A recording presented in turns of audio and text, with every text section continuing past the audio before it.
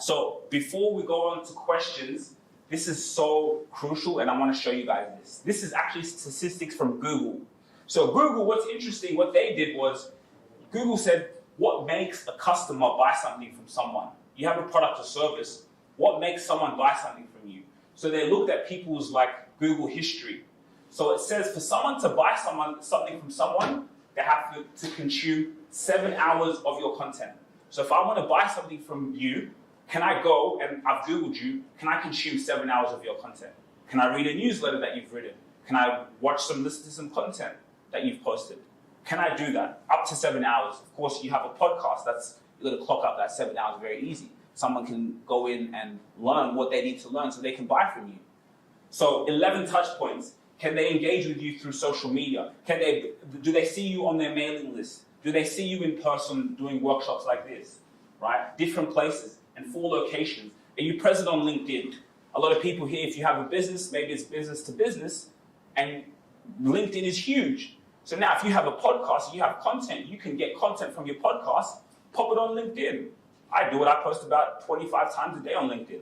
So are you present on these different locations? You want to become the person that gets the deal before you've even offered your solution. People don't care so much about the product or service, they care about you. So can they go in and consume your content? Can they listen to what you have to say before they've ever met you?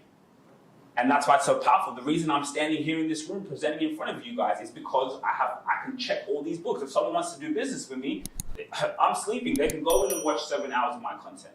And what's great about this is long term. I spoke with a kid from Airbnb and I was just talking to him.